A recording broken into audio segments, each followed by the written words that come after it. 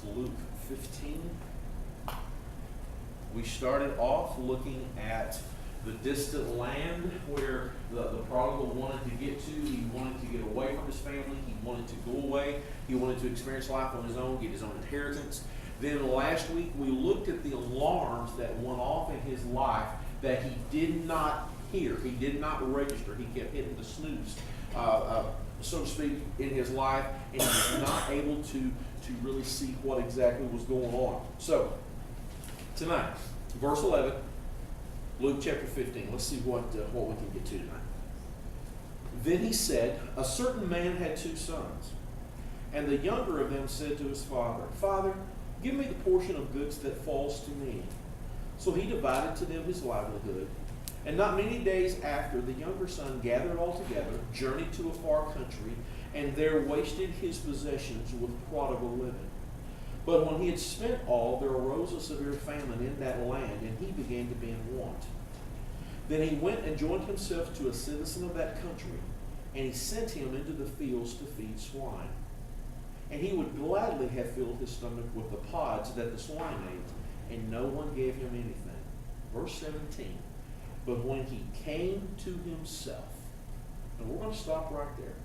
When he came to himself, do you remember, or has it ever happened to you, what it felt like when you have been totally scared, just ridiculous, out of a deep sleep?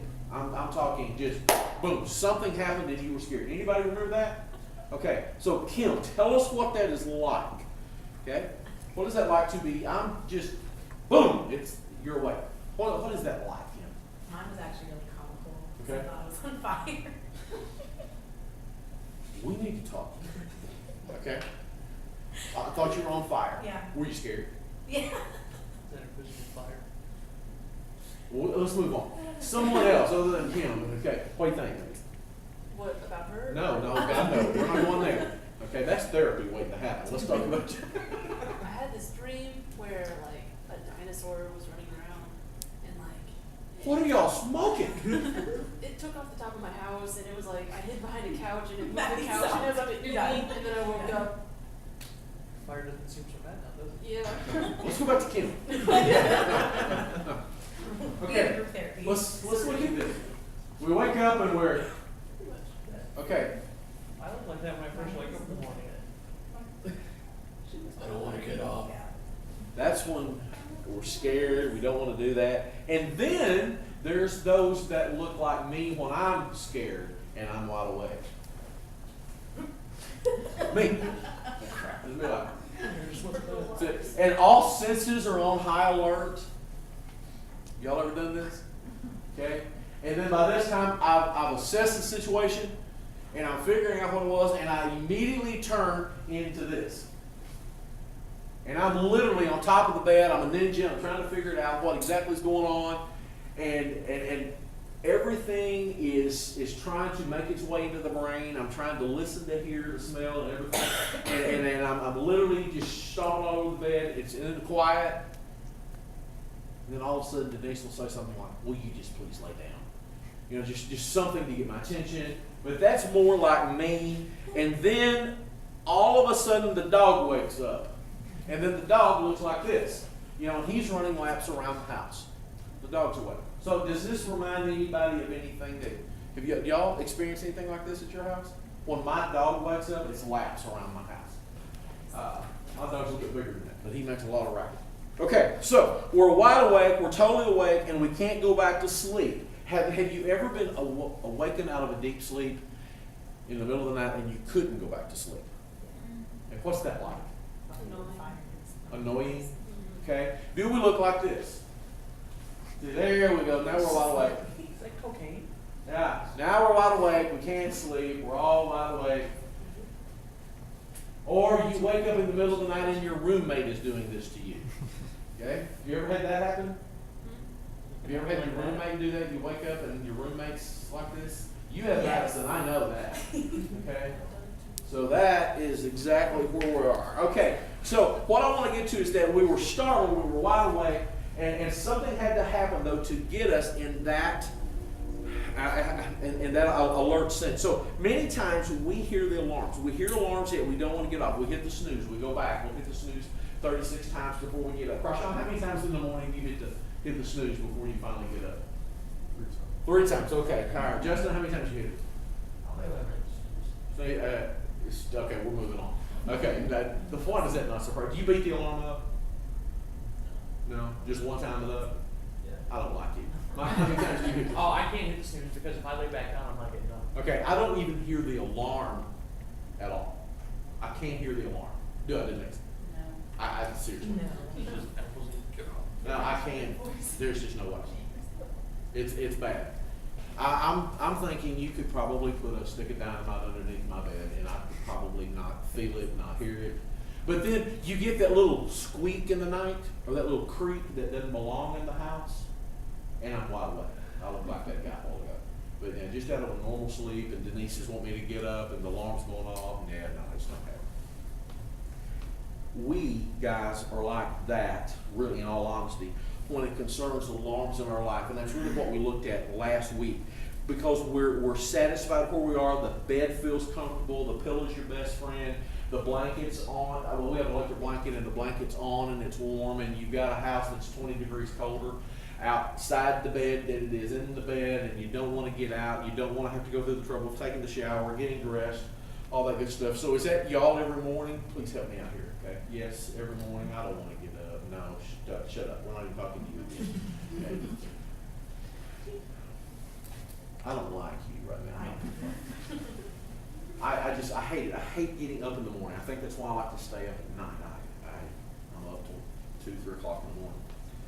But the alarms of life, though, are kind of the same way. We like where we are. We like the sin that we're doing. We like the lifestyle that we're living. We're kind of enjoying really rolling around with the pigs, kind of like the prodigal son was. And sin's got a hold of us. We don't want to let it go. We're convinced ourselves that it's okay to live in these circumstances. Well, many times we don't want to wake up, but it is in what I'm just going to call a desperate moment, or maybe a sudden awakening, that everything becomes crystal clear. It's when you finally get awake, those eyes are popped open, and you're fully aware of the senses around you. It's that sudden awakening. And what really is that? How can we define a sudden awakening? I've wrote it down like this. It's when something extremely drastic happens in our lives, and we are totally consumed in the reality of the truth. That's a lot of words, but it's basically admitting that we are in a bad place, and we do not want to be here. Here's a great example. Charles, put this picture up. How many of you have seen something like this? Go to the mall, or a mall, and it doesn't matter really where, except the ticket mall. We don't go there. We go to a mall. When you see this, when you're at a mall, and you go to one of these, in all honesty, what is the first thing that you look for? GameStop. Okay? But before you can find GameStop, what do you find? You are here. Oh. You have to find out where you are, right? Right? In other words, you got to find that spot, as in your rear end is right here. This is you. I think there's actually a "You Are Here" sign out in front of the courtyard. Am I right? There is. Okay. So you got to find where you are before you can find the GameStop, before you can find the food court, before you can find the bathrooms, before you can find any and all of this stuff. You are here. This is a very critical map, not specifically of a mall, but this concept is very critical to us in our lifestyle. Now think about this. Before we can make changes in our lives, we have to admit and acknowledge that we are in a certain place. If I go to this mall, and if I'm actually where this tells me that I am, that you are here, that spot, but I want to tell myself that I'm over here, then what's going to take place? Get lost. But I'm here, right? You're outside. I'm here. But I'm here, right? How many times have you been at a place in your life and you didn't want to admit where you are? It's better to be somewhere else. We try to convince ourselves, when in reality it's right here. It's like somebody that. How many of your upperclassmen have studied addictions counseling? Has anybody here studied it? Okay. Before you can help yourself or help somebody else who has any addiction, whether it be drugs or alcohol or what the case may be, what has to happen? They have to admit they have a problem. Have you ever known of anybody who was addicted and had to get there? Caleb, you know? So anybody? You have to first admit that you have a problem. Before there's ever a 12-step process that's implemented, you have to admit where you are. And that's hard. Has anybody had anybody go through AA? Okay. Or some kind of a drug abuse type process? Okay. Man, without being personal about it, what had to happen to that person, or what did happen to that person when they finally admitted they really were struggling? If God didn't see it. Okay? But what did it take to get to that point? From your view, from what you saw? A lot of work. Okay. I don't know, it was a fight. You know what I'm saying? Yeah. It wasn't. They were in denial for a while. I mean, just like, I don't know how you want me to explain. No, I think you're spot on. We deny it. Okay, you want to say something? They hit rock bottom, Okay. and then that's when they realized that it's gotta On the change. way to that rock bottom, there's denial. Yeah. There's fighting, trying to be defensive about it. Have y'all seen this? You know, people deny their issues. It hurts themselves. It probably hurts the family. You know, hurts the people around them, because the denial is so strong. They do not want to admit that they're literally at a certain place in their life when they're claiming they're someplace else. And I love this illustration of the map, because it's perfect where we are. Is there a situation, and please don't raise your hand, where you are in a place and in all honesty, you need to acknowledge that you're in a certain place, but you're trying to deny it and you're someplace else? Maybe you have a friend or a family member. That's the same thing. Guys, this is where we are tonight. This is that sudden awakening that we have got to understand. It's finally admitting that we're in a very bad place. It's what happens in our lives when we are totally consumed by the reality of the truth. I go back to the alcoholic. It's having to admit to himself or herself that they are truly an alcoholic. And until they admit it, they will never be able to help themselves. Some of us are way, way out there into this little lane. Some of our families, some of our friends, some of our people in our dorms are literally way out in the distant land. And the more and more that we go into sin, that they go into sin, the further that we take ourselves away from God.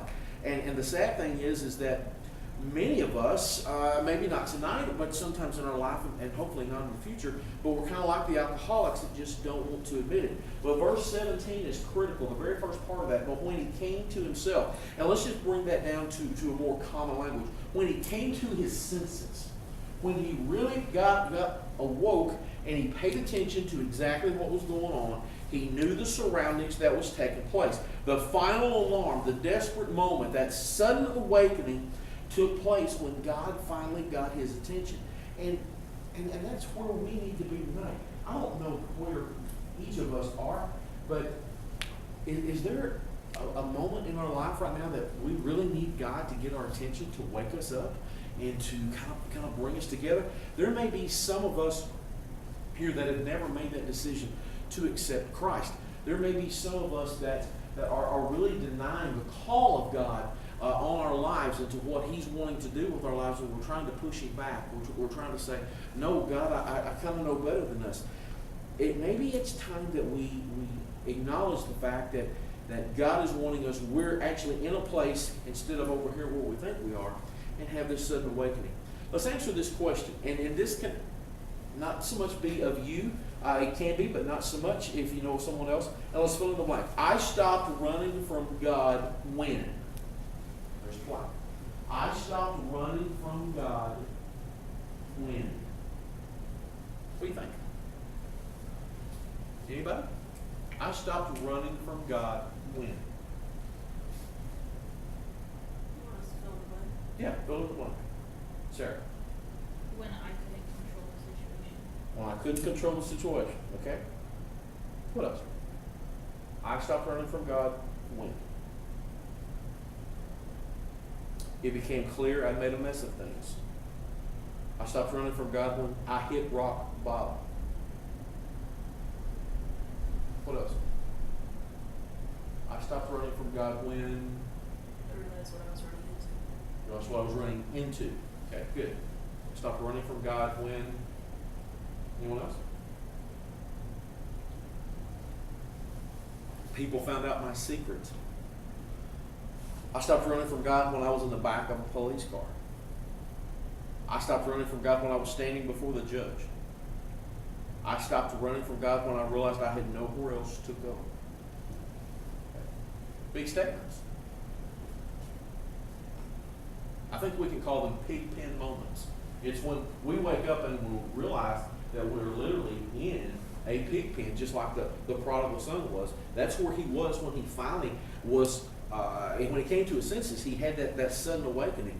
And it's in these pig pen moments when things seriously start to fall apart that we actually begin to understand where we are and what's going on in our life. Many of us, though, now think this through, we cannot handle criticism. You agree with that? Sarah, you're, okay, and we don't want to hear that, okay? Maddie, you're, okay, and we start pointing out flaws, and we don't want to hear the flaws, okay? Now, if I'm just going to come to you point blank and I'm going to say, look, I'm just going to list them off. Sure, you're going to go up on me, you're going to pout, and you're going to do this, okay? But what happens when somebody lovingly comes to you and wants to help you? And there's some criticism. How do you take that? How do you approach that if somebody does that to you? Or when you approach someone else? Maddie's got that look on her face. What are you thinking, Maddie? Talk. Okay. Anyone? You know, you go to somebody and you're really trying to help them, and then, instead of a conversation, they'll put the earphones in, the earbuds in, and they'll just go to a corner, they'll pout, and they won't have a conversation, they'll walk away from you. Have y'all ever seen anything like that? Yeah, I've been in a situation like that. It's really tough because it's easy to let emotions and stuff get involved where you just might be just as catty back and not respond the way that you originally wanted to present Sure. the situation. Have you noticed that when you try to help somebody, that they either they'll walk away totally, or maybe they'll become very defensive and start pointing out your flaws? Yeah, become like attack them. Yeah, exactly. It's just a, what else you think? What else have you seen? Seriously, am I right though? Okay. In other words, don't point out my flaws. Let's look at your flaws. Let's talk about you. Now, Charles, let's go ahead and get the deal off here. Proverbs 27:17. Somebody look that up and read that to me. Proverbs 27:17. 27:17. Powerful verse. Whoever gets it to start, go ahead. Like iron sharpens iron, man sharpens man. That's it. That's exactly it. That's exactly it. As iron sharpens iron, so a man sharpens the countenance of his friend. You cannot sharpen iron very good unless it's with iron. Is that right?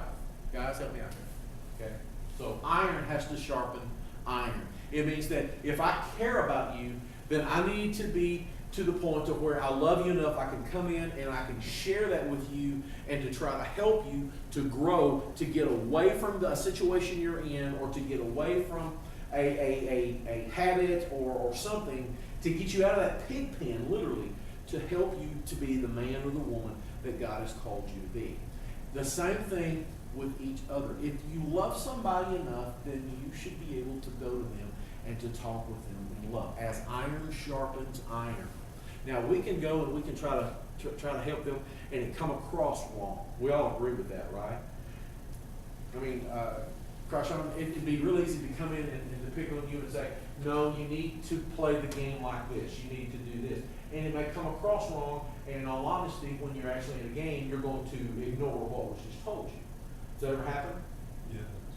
Okay. But if somebody comes up to you and says, you know, dude, I'm thinking you try this because I'm seeing something. Have you ever thought of it this way? Why don't you just practice it? Why don't you just try it and see if that feels better? Then would you more likely Yeah. Try that. It's all in the approach, really. It really is. It's all in the love of the approach. Guys, we care about a lot of people on this campus. Let's just be honest. We really do. We may not admit it, and we might not want them to understand that we care about it. But we honestly care about the people on the campus. And it needs to be to the point that we ought to be able to go to them in love and to share with them some things that we see so that we can help them. It's just like the purpose statement of what H2O is. Impacting our campus one student at a time for Jesus Christ. It's nothing more, it's nothing less. It's all about God. Everything that we do, everything that we see, everything that we say should all be about reflecting Jesus Christ and to teach His Word and to encourage others to do the same.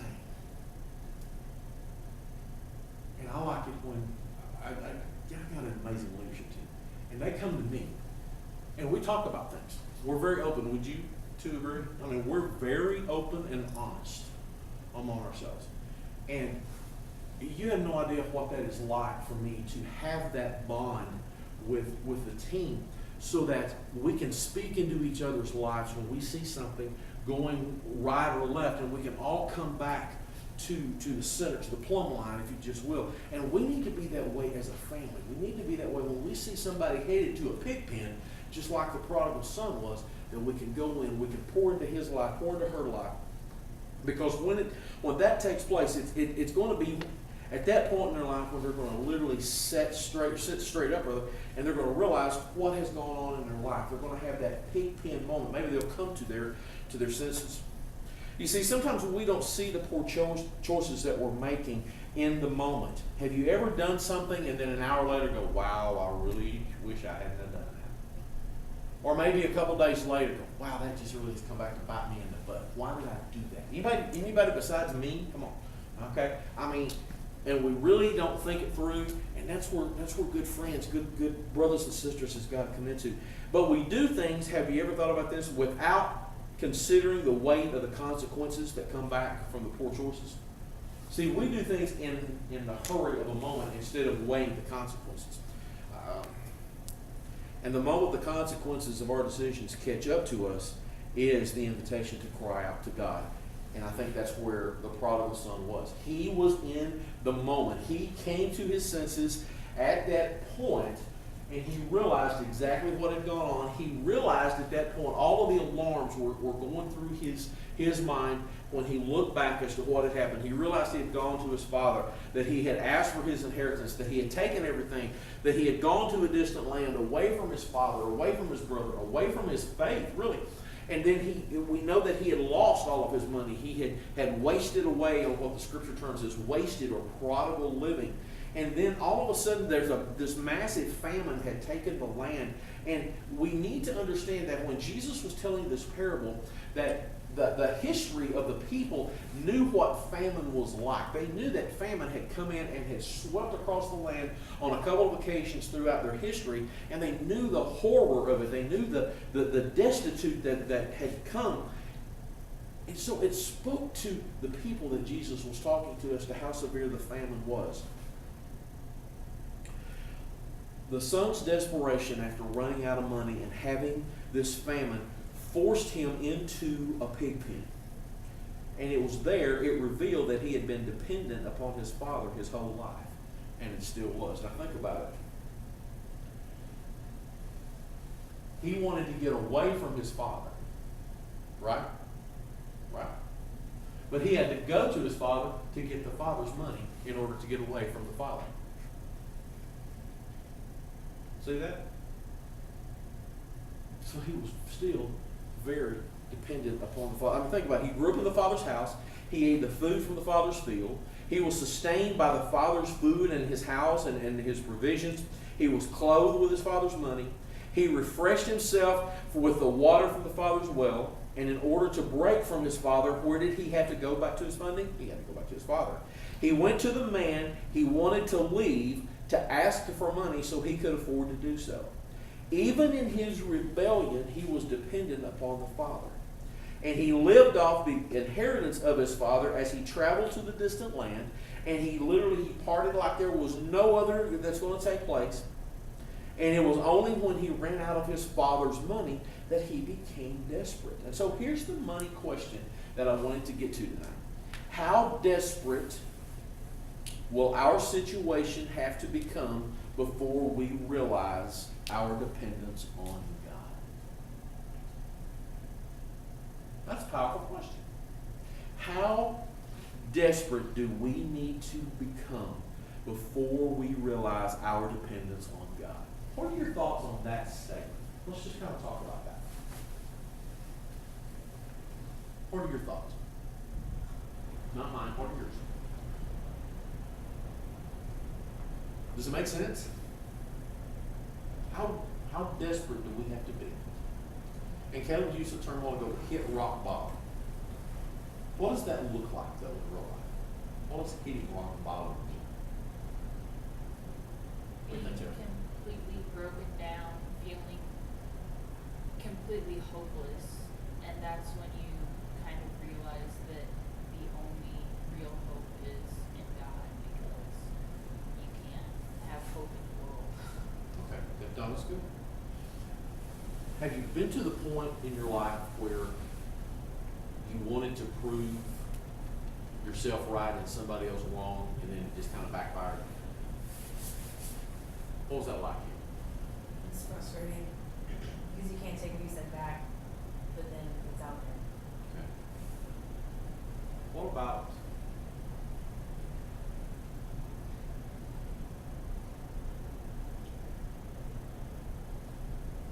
about our own parents? Have you ever tried to prove your parents wrong? They come back to prove you wrong? Okay. That sucks, doesn't it? Let's just be honest, that sucks. Do you think we try to prove God wrong? Now hear what I'm saying. Do you think we try to prove God wrong? Okay. Why do you think that? Let's talk about that. What do you think about it? You shaking your head. Because we're prideful and we, as humans, want to be right. Okay. That's how He created us, even though we should be right in the eyes of God and not in the eyes of ourselves. Okay. All right. How about that? You think we try to prove God wrong? Justin, what do you think?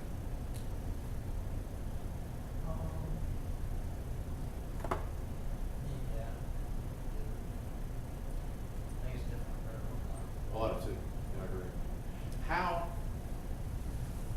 How can we help others in that position?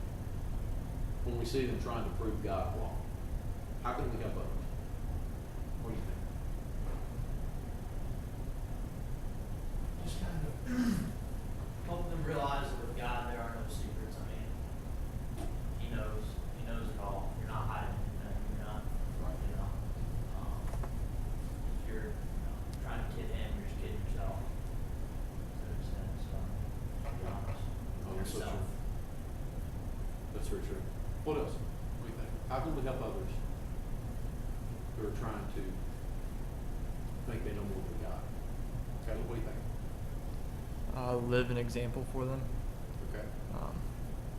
Show them what it's like living a life for Christ and how much just better that their life could be.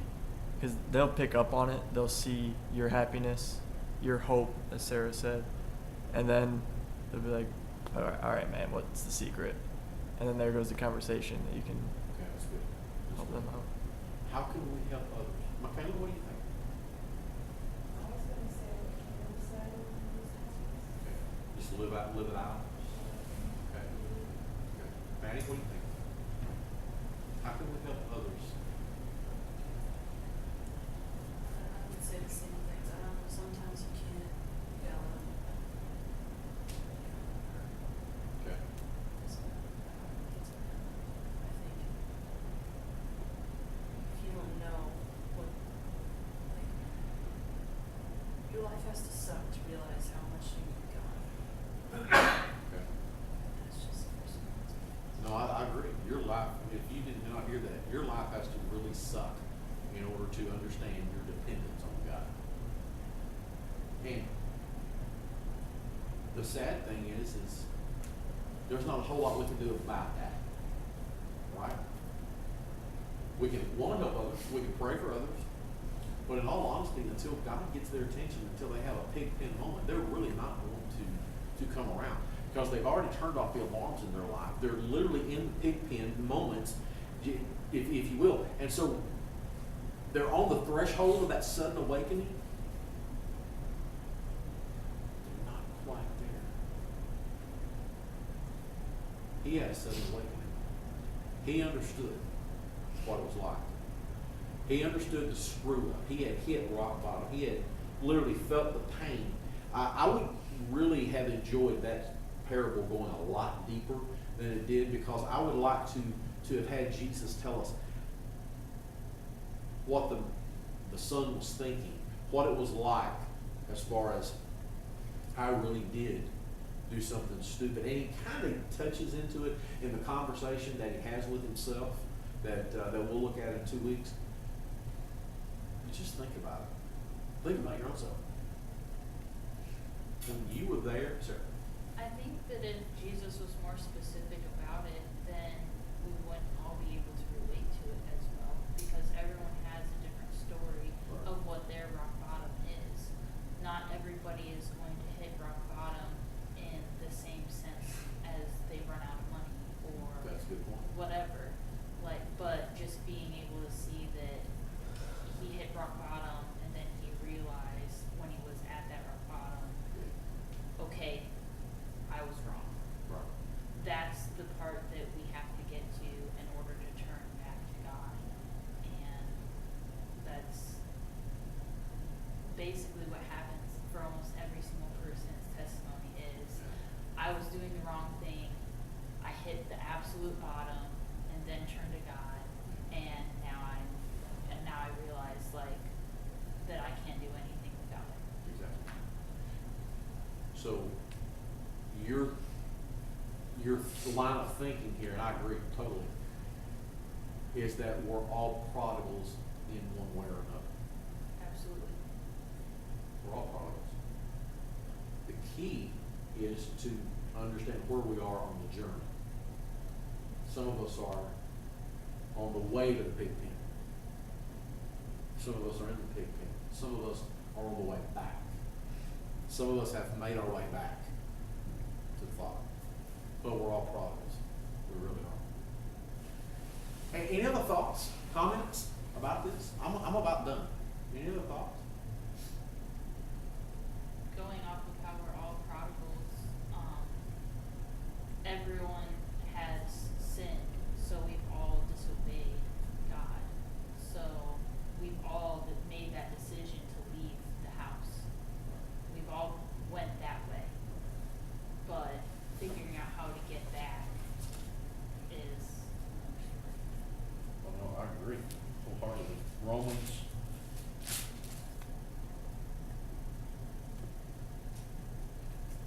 I'll get there.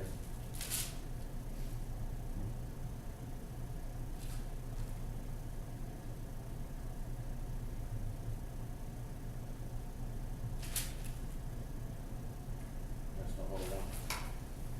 Scripture teaches, for all have sinned, fall short of God. All of them. And that includes the biggest of the preachers that you see on TV. That includes the Billy Grahams of the world. It includes the lowest of the low. We're all in that same plane. We're all sinners. We're all prodigals, if you will. We're all on the journey. It's acknowledging where we are. It goes back to that map that Charles had a little while ago. It's understanding where we are and making those adjustments. Tonight, I know we've moved kind of quickly, and I understand that, and I thank you for your focus.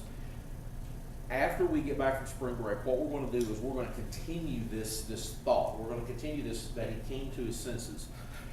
It's kind of a starting realization, if you will, that the prodigal son had. We're going to look at the conversation that he has with himself in verses 17, 18, and 19. And it's basically, have you ever looked in the mirror and you made some startling realizations about yourself? What's that like? When you look in the mirror and there's just that wow moment that you notice something. Anybody? I feel like it's heartbreaking, Okay. like, to look at yourself and be like, wow, this is what I did. Okay. I'm just joking. Oh, I'm sorry.